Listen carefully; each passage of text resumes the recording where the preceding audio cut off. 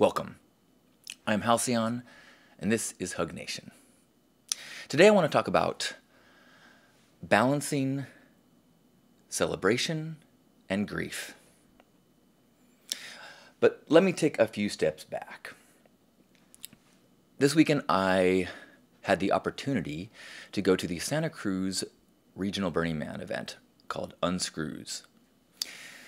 Now, months ago, Pink Heart was invited to come and represent and bring a mobile version of our Pink Lounge. And Anjanette, a superstar in our camp, said, "Hell yes!" And, well, she said it not quite so silly. She said it in a more powerful and respectable way. But said, "Hell yes." And a bunch of Northern California Pinkies started to plan for that event. And I planned to go as well. Okay, maybe plan is the wrong word, because what I never did in the course of thinking about this event was look at where Santa Cruz was on a map. I thought Santa Cruz was right by Santa Barbara, which is, it's like a 4-hour drive. Santa Cruz is double that. So a week ago, as I started to kind of pack and prepare and figure out what time I should leave, I realized that this was a much different trip than I had planned. So my mind started to go into overdrive, working against me. Now, I have been working on myself for many years. I have worked through many issues, and yet there's still this well, maybe it's a sea, an ocean of issues that even though I'm aware of them, they still plague me. They still peek up or drag me down or swallow me whole if I don't really actively work to keep them at bay. One of those is traffic and driving. And so as I started to consider this 9-hour drive through Los Angeles for all, I was like, okay, this isn't going to work. I can't, this is what? How am I going to, what? And so I start like figuring out, well, how can I break up the drive and where can I stay? If I get up at 3:30 in the morning and then I drive through LA traffic, then I nap in my car on the side of the road, I'm like, and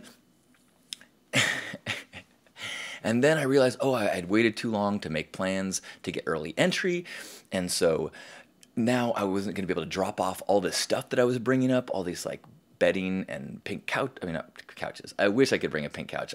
But pink pillows and pink blankets and things for the lounge.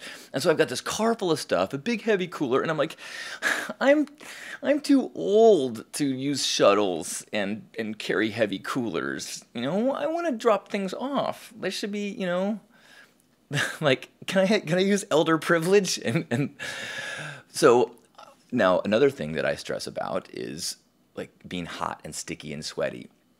Now, granted, I don't get that fear at Burning Man because it's not sticky, but that's another thing. So I'm thinking here going, okay, I'm going to have this long drive. I'm going to be sweating as I have to drag my cooler and all my stuff. And I have to now repack things because now I've got to pack them as if I could move them, thinking I thought you said stuff that I thought I could take out of my car. And I'm like, whoa. And I'm embarrassed to say this, but I think literally I spent as much time stressing and thinking about and worrying about my trip to Santa Cruz as it took me to get to Santa Cruz. But I felt like I had to go. Now, there was several events happening locally and much closer, where a lot of my friends were going to. I knew they'd be beautiful, wonderful experiences, but I really felt like I needed to go to this regional. It is the first regional event since the passing of Larry Harvey and since my campmate Nick passed. And so I just felt like I had to be there. And so thank goodness I battled through the crazy voice in my head that kept making all these excuses and reasons why I shouldn't go. And of course, everything worked out. Of course. First, online friend Noah reaches out and says, "Hey, I live half an hour away. Why don't you just, stay, crash on my couch?" Perfect. Now I can go the night before, crash. Had a great time getting to know someone that I only knew digitally. And then get up the next morning, do some shopping, get to the gate before it even opens. Of course, it works out perfectly. Now, one thing that I think that I have done a poor job in the past is funerals. I have not attended every funeral that I think I should have attended. And I mean, and one of the big reasons is because the awkwardness in that, because grief is something that is not linear, it's not constant. And so, I can be at a funeral bawling, crying, and then 30 minutes later talking with an old friend that I haven't seen in forever, and we're reunited by this tragic event. And as I'm reunited with this old friend, we're like laughing, and then I have this feeling of like, was that inappropriate or disrespectful? Maybe shouldn't laugh so much. And I recognize now that, there's a huge reason to go to funerals that is so the family can see the love that is felt for their loved one. And so I will work through that awkwardness. But there's a place where I don't feel that awkwardness, and that is at Burning Man events. My whole concept of grief changed because of Burning Man, and specifically because of the temple. The temple is the most dramatic demonstration of impermanence that I can imagine. If you've not been to Burning Man, it is a massive wooden sculpture that is gorgeous in its construction. And then as the week progresses, people leave messages to people that they've lost, people that they have lost. Maybe it's, or there's photographs and there's tributes and there's, thing people just write spur of the moment. And it fills up with this powerful expressions from thousands and thousands of people. It's incredible.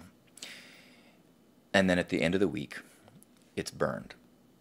And this collective expression of thousands of people's sorrow, grief, pain, going up in smoke, and having these tens of thousands of people witnessing the transition of physical into smoke it changed my whole concept of art. But it also changed my concept of grief.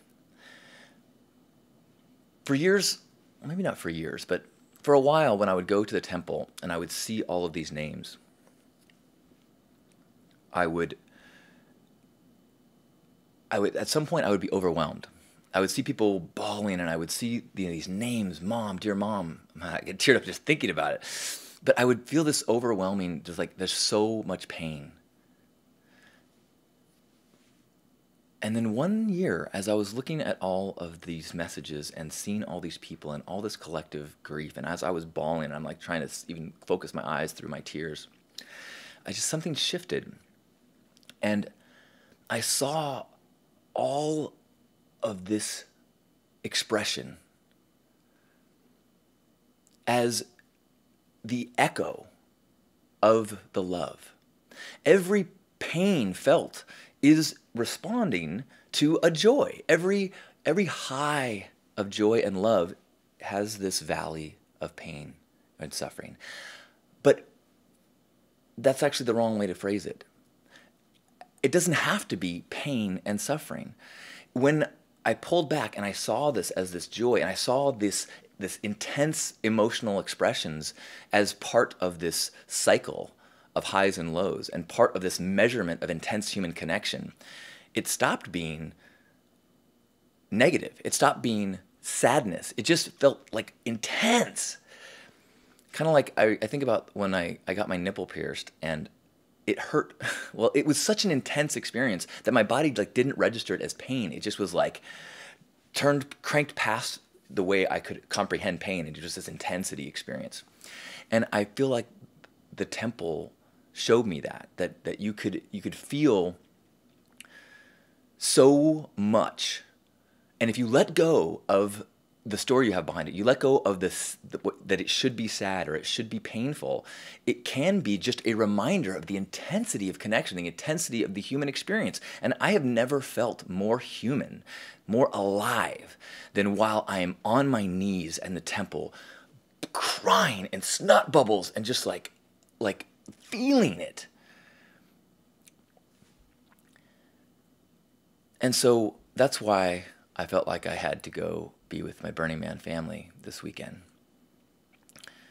Because this community has taught me how to celebrate and grieve, how to, cry on the dance floor if you need to, how to laugh in the temple if you need to, and the celebration of someone is every bit as respectful, if not more so, and the transitory nature of all things.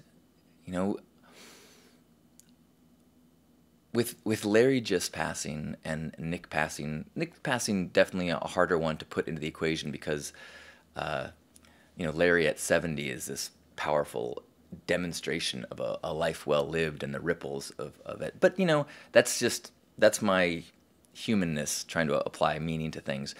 The point of all of it is that whether it is a small sculpture burned or the massive temple, whether it is a infant that dies after a few hours or it is a Grandpa Caleb at 94, that ashes to ashes, dust to dust. And letting go of what you've lost and letting the intensity just flow can be this it can be magical. And so I cried a little bit this weekend, told stories about Nick with campmates, talked about Larry with a bunch of people. But mostly I celebrated and I laughed about stories about both of those people. And I danced and I held people and I was held by people. And sometimes it's just intense, And that's awesome. And I'm not saying that I wouldn't have been able to express that in local gatherings with close friends of Nick's, but I wanted to be around Larry's family. And I wanted to be there for my extended burner family, as well as, have them be there for me. And I'm so grateful. I feel like, the life is so much different when the end of the sentence is not followed by scary, dark, but instead followed by an exclamation point and confetti.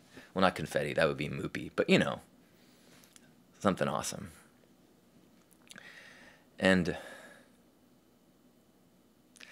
so now, end of this month, we will have a memorial for Nicholas, and I expect to cry then, and I expect to laugh then, and I plan to dance then.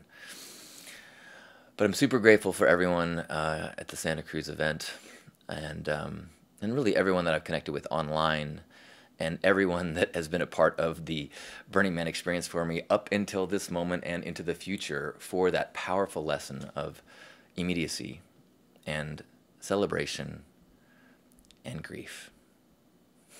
Thank you for letting me be intense.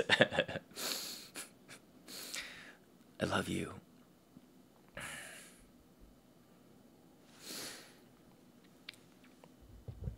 My mascara is gonna run. I do have a little leftover eyeliner from this weekend.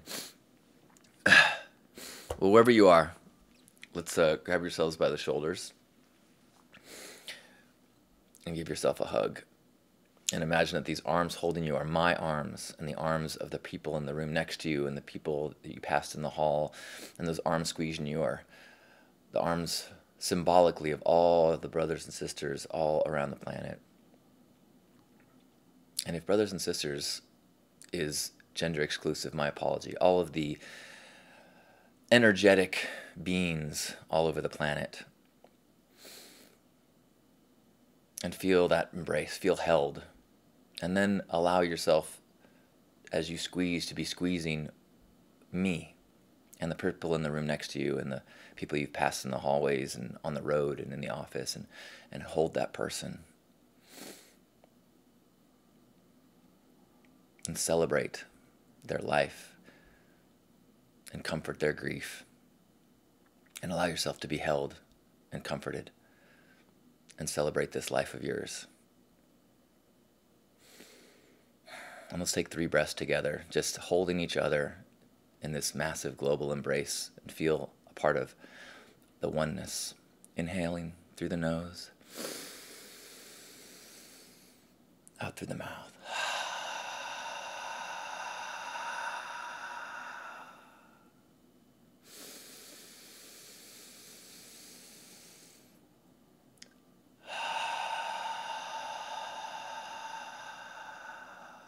Last one.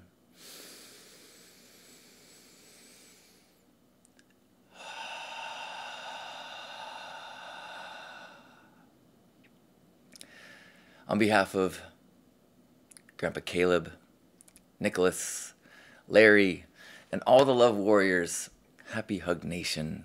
I love you. You want to listen to me on Stitcher or on iTunes, Hug Nation is available there. The YouTube channel has the high-def videos and ideal audio.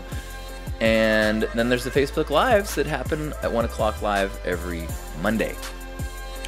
I have exclusive content on my Patreon page, patreon.com/Halcyon. And I'm going to be starting up some more coaching again. If anyone is interested, I am at least exploring that. So if it is something that might tickle you, or you think that you and I might have work we could do together, also reach out. You can also reach out for any reason. I love hearing from people.